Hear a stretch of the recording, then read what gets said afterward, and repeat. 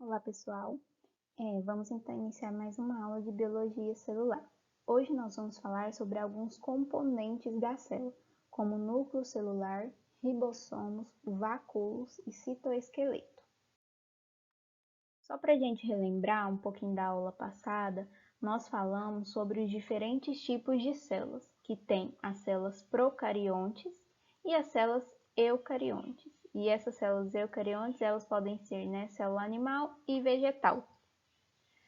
Qual a principal diferença das células procariontes com as eucariontes? Está relacionado com o núcleo celular, porque o material genético das procariontes não está envolvido numa membrana, ele está disperso no citoplasma, diferente das células eucariontes, no qual o núcleo celular envolve o material genético, então tem uma membrana especializada, que é um núcleo que envolve o DNA. Então essa é a diferença entre os procariotos e os eucariotos. Bom, o núcleo celular ele é a central de informação genética.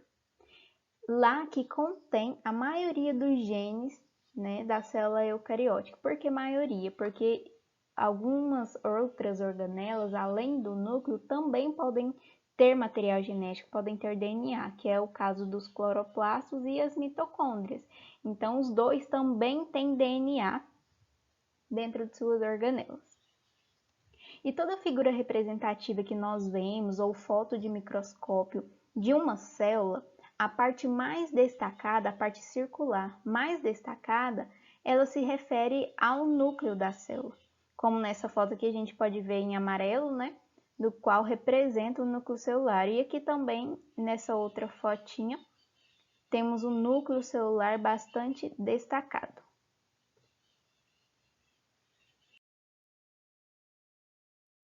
E o núcleo ele é envolvido por um envelope nuclear.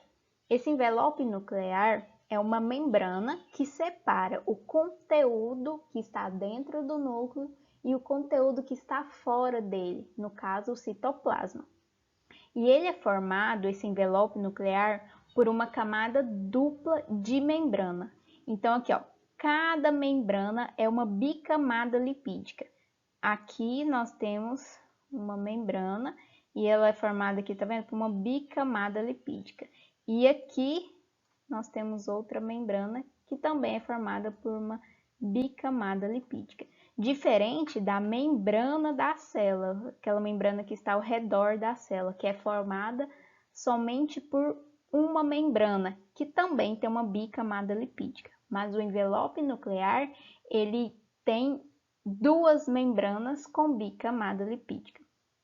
E a gente falou um pouquinho sobre essa bicamada lipídica quando falamos sobre os lipídios, Porque a membrana ela é constituída de fosfolipídios, que é um tipo de lipídio.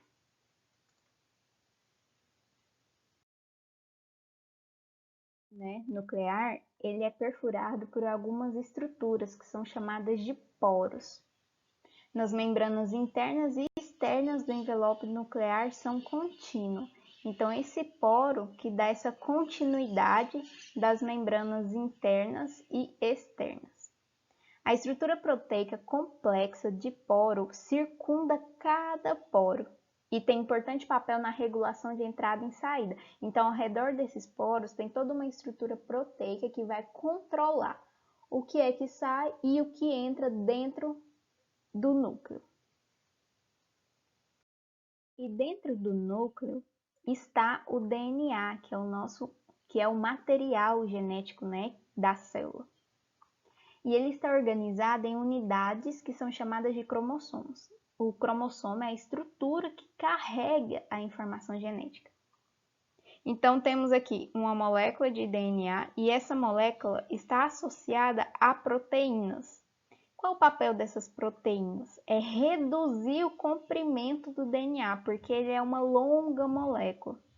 Então, para caber dentro do núcleo, ele precisa ser enovelado, enrolado, e quem faz isso são essas proteínas histonas.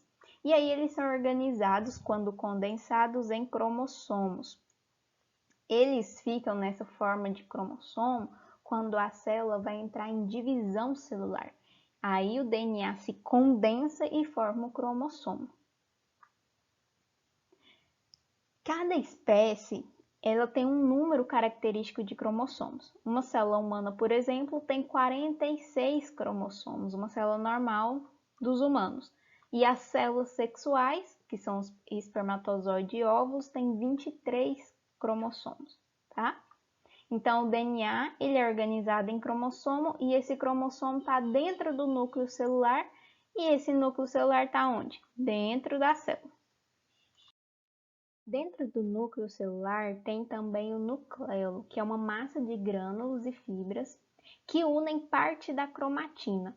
Então, o nucleolo ele está unido com o quê? Com a cromatina. E o que é a cromatina? A cromatina é o DNA mais proteína, só que aqui não está organizado em cromossomos, né? Ele está desenrolado, não está compactado como no cromossomo.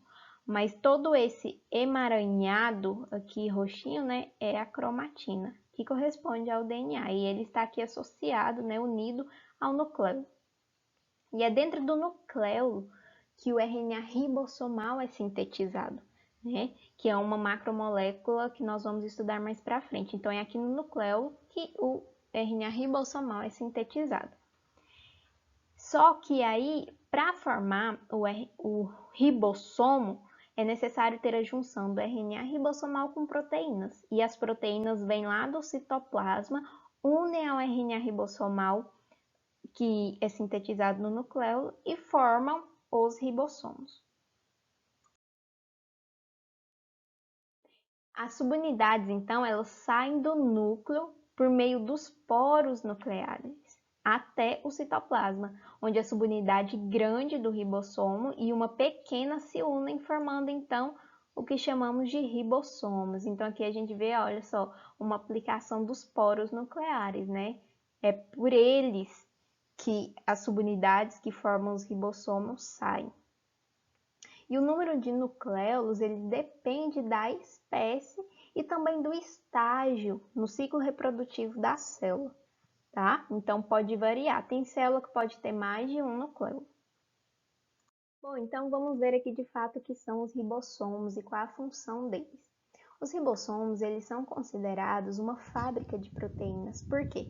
Porque ele é responsável por sintetizar proteínas, por produzir as proteínas. E como que acontece isso? Nós já falamos, né? Eu já falei que o DNA, ele é onde está ali o código genético, né? Onde está as instruções, né? De tudo que acontece na célula.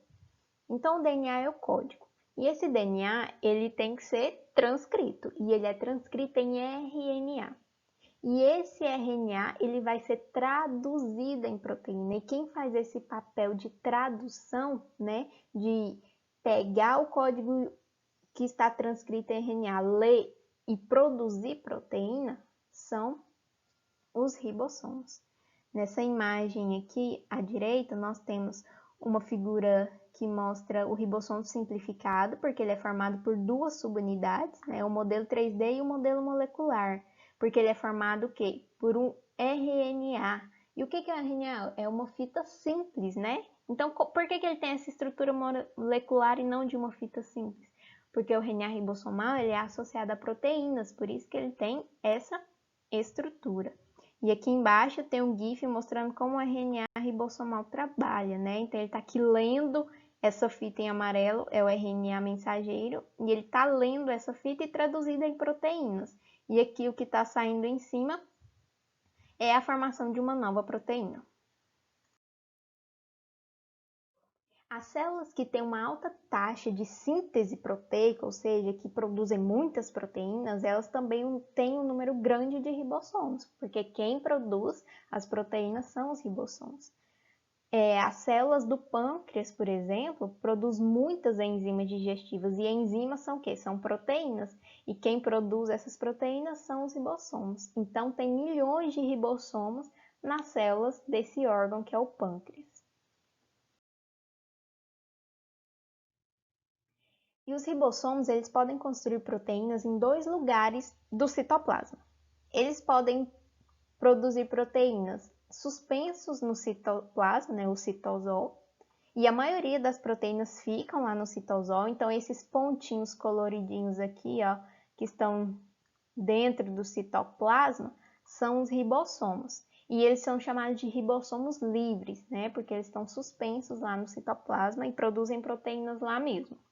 Enquanto tem os ribossomos que são ligados, que são aqueles ribossomos que estão presos ao lado externo do retículo endoplasmático ou também do envelope nuclear, que são essas pontinhas aqui, ó, ligadas ao retículo endoplasmático, tá vendo?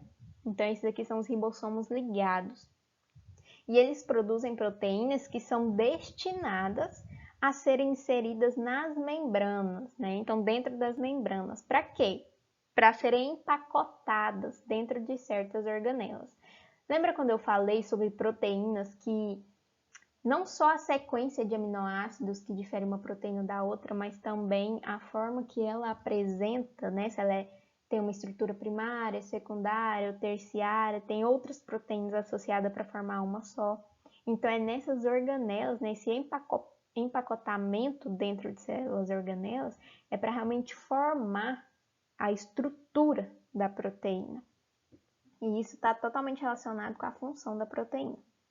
Mas os ribossomos, tanto livres quanto ligados, eles podem alternar esses papéis, ou seja, ribossomos que estão ligados a membranas podem se dissociar dessas membranas e se tornar livres, ficarem no citoplasma, enquanto os ribossomos que estão livres no citoplasma, eles também podem se acoplar ali às membranas.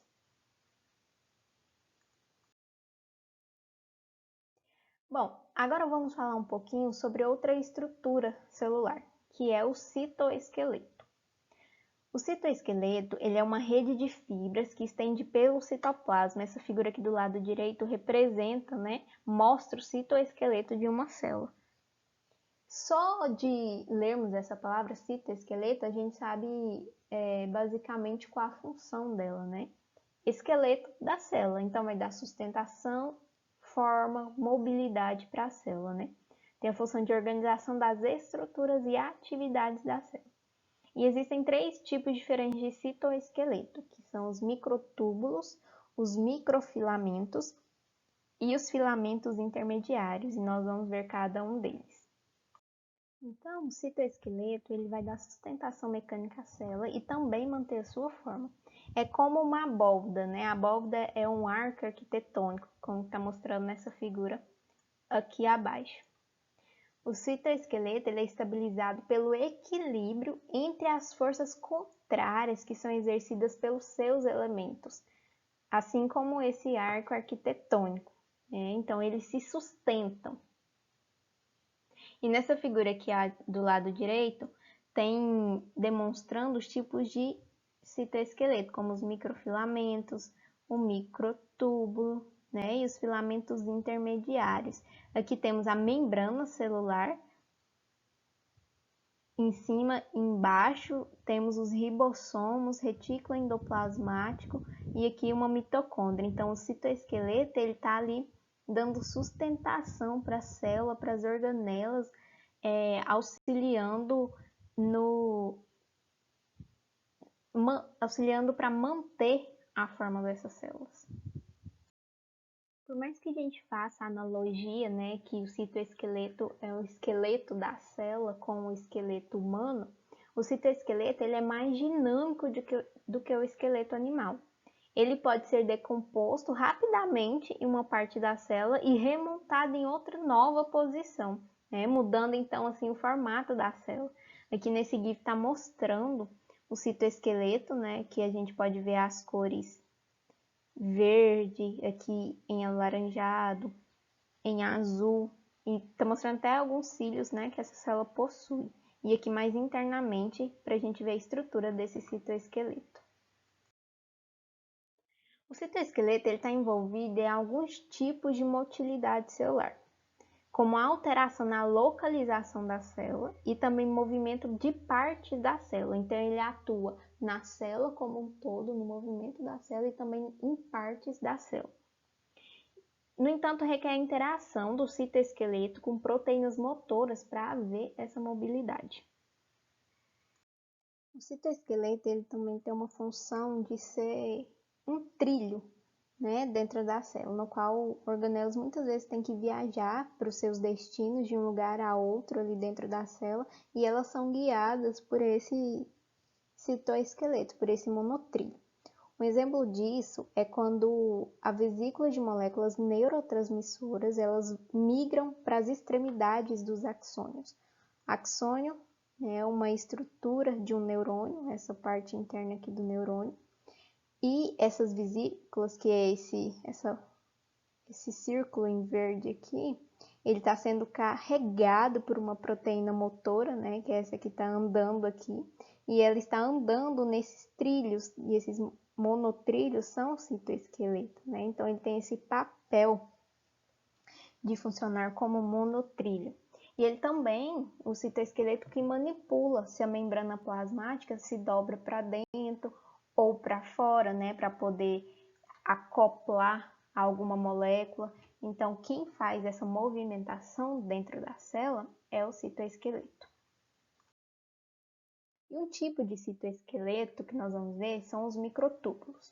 Os microtúbulos eles são construídos a partir da proteína tubulina e cada tubulina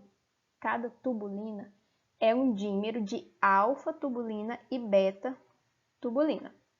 E eles podem ser desmontados e remontados em qualquer lugar da célula. É como se fosse aquele Lego, né? Que você pode montar, retirar a pecinha e desmontar. Então, eles funcionam dessa forma. Eles podem ser desmontados e montados em outro lugar da célula. Eles quem modelam e sustentam as células e também servem como caminhos. Então, isso que a gente viu anterior ali dos monotrilhos são formados por microtúbulos, né? E nessa figura aqui, na figura A, nós temos um protofilamento desse microtúbulo.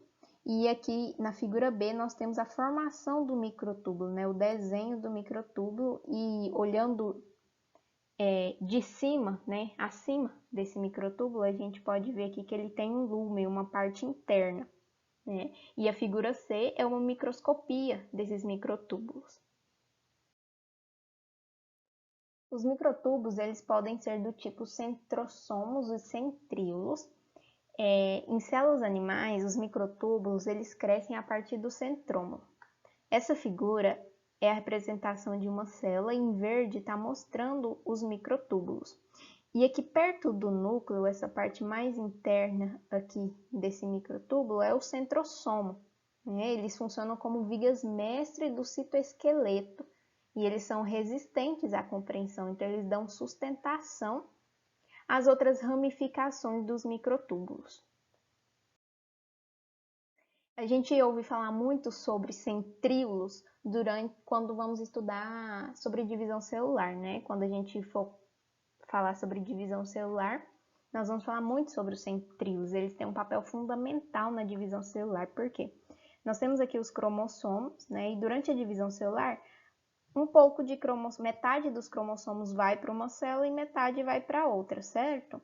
Então, é através desses centríolos que a célula consegue ir para as extremidades, puxar os cromossomos ali para poder formar a nova célula, né? Então, os centríolos que vão ter esse papel de puxar, de tensionar a célula, cada uma para uma extremidade, para então haver a formação de uma nova célula, porque essa célula vai ser dividida e vai formar duas outras células. Outro tipo de microtúbulos são os cílios e flagelos. Os cílios e flagelos são as especializações do microtúbulos. Então, são extensões que se projetam a partir de alguma célula, né? E aqui do lado esquerdo é a figura de um protozoário, que é um ser unicelular eucarioto, e do lado direito são espermatozoides, células especializadas, né? Que são os espermatozoides, células sexuais especializadas. Aqui do lado esquerdo a gente percebe a movimentação dos cílios é bastante diferente da movimentação aqui dos flagelos, né? Os cílios se parecem mais como remos, né? Enquanto os flagelos se parecem mais com o movimento de um chicote, mais parecido com o movimento de peixes, né? De um nado, por exemplo. Então, os flagelos e cílios, eles diferem em termos de padrões de batimentos. E eles funcionam como apêndices de locomoção, né? E isso aí é formado, né, com auxílio dos microtúbulos.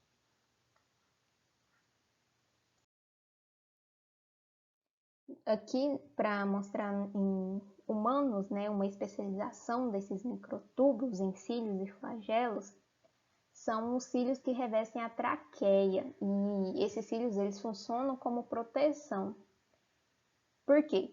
Porque quando caem ali poeira ou micro-organismos, né, nesses cílios, eles formam, né, um muco, e esses cílios têm um papel de levar esse muco que aprisiona as bactérias e poeiras para as fossas nasais ou boca, para que isso não entre, né, dentro dos pulmões.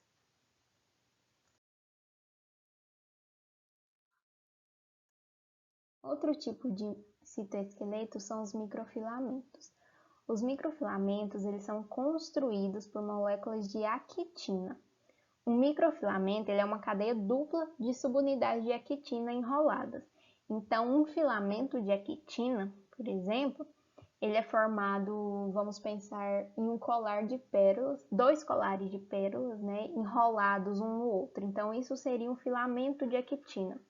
E eles estão basicamente mais nas extremidades das células, né? A gente vê que diferente dos microtúbulos que estão ali bem perto do núcleo, os microfilamentos eles estão mais distantes do núcleo, né?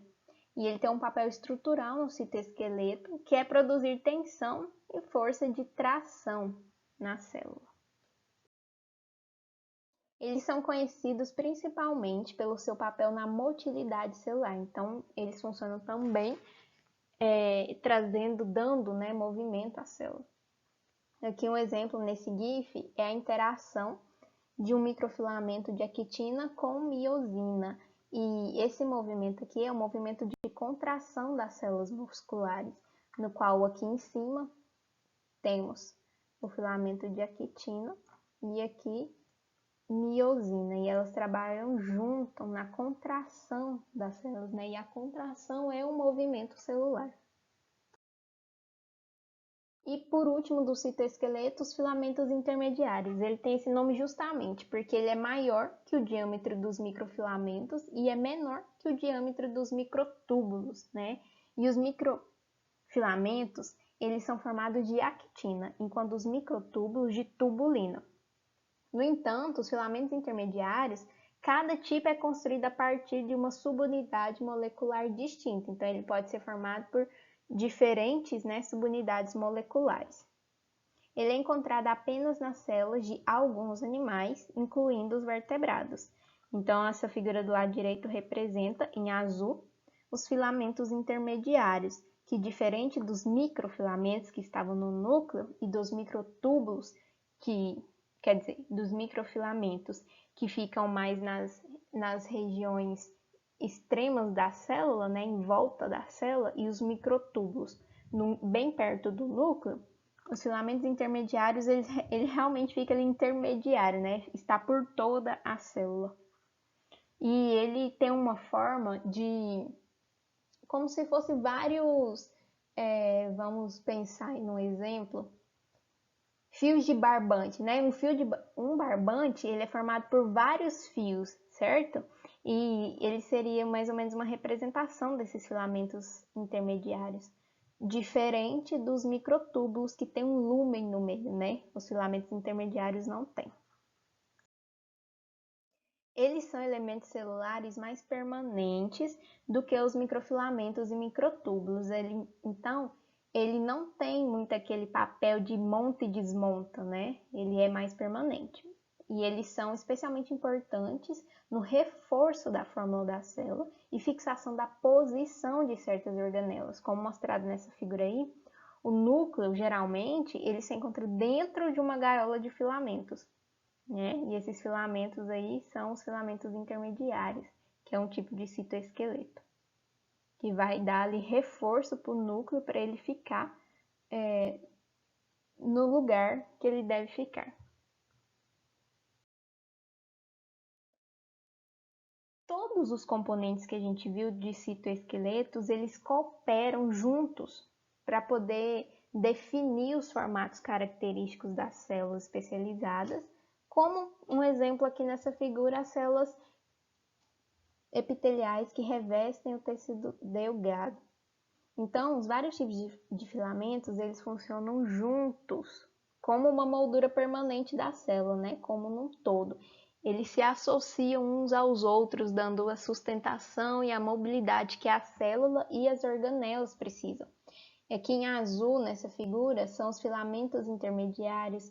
Em verde são os microtúbulos, que podem montar e desmontar em várias regiões das células.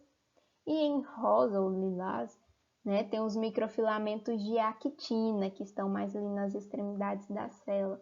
E como essa figura aqui representa uma célula epitelial que reveste o tecido delgado, ela tem aqui algumas microvilosidades. E quem sustenta essas microvilosidades, da estrutura, são os microfilamentos de actina.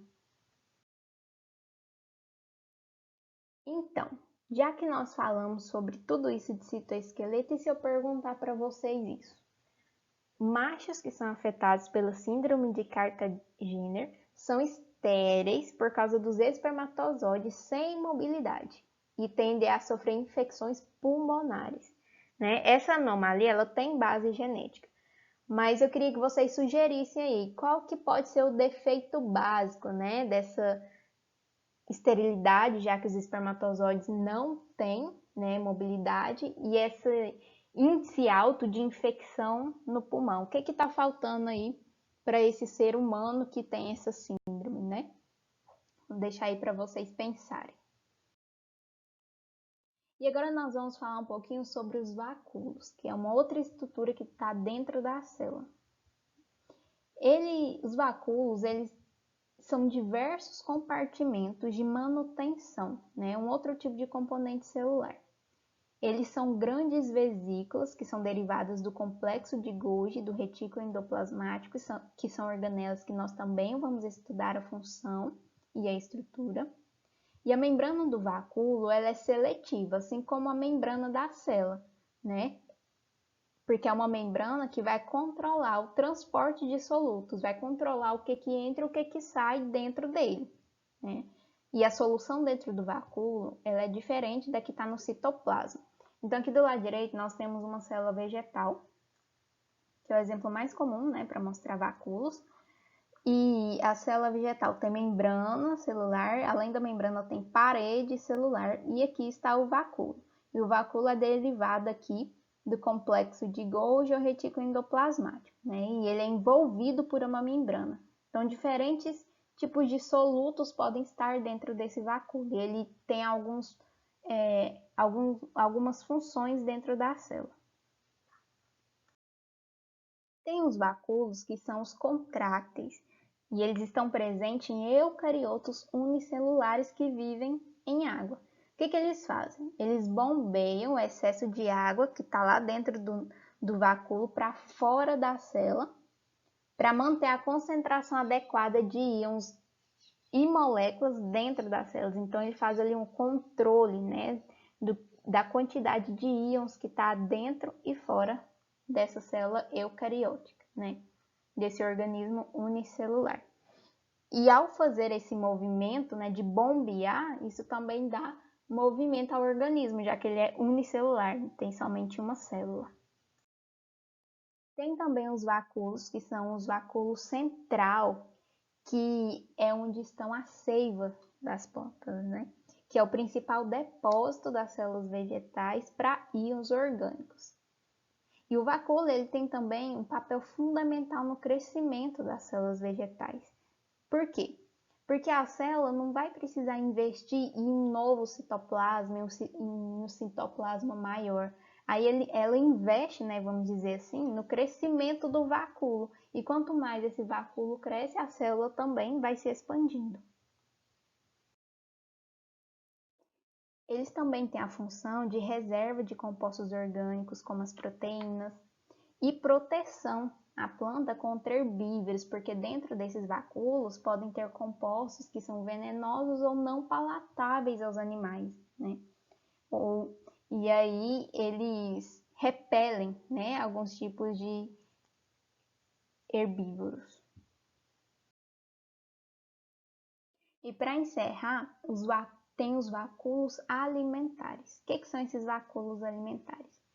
Ele é formado pela união de uma organela que é chamada lisossomo, né? Então, união de um vacúolo com lisossomo, e eles vão fazer a digestão do alimento, né, de alguma partícula alimentar. É formado principalmente em amebas e eucariotos unicelulares, e essa figura aqui representa esse processo de digestão intracelular. Então, tem aqui o lisossomo, que é responsável pela digestão intracelular. E aqui a formação de um vacúolo que fagocitou, né? Que fagocitou uma partícula alimentar. E esse vacúolo, ele vai se unir ao lisossomo, formando um vacúolo digestivo. E aí vai ocorrer a digestão dessa partícula alimentar, né? Então, isso aqui é uma das funções dos vacúolos, que está presente principalmente em amebas e eucariotos unicelulares. Bom, pessoal, o conteúdo da aula de hoje era isso. Qualquer dúvida, entre em contato pelo e-mail ou através do Moodle, tá? Muito obrigada.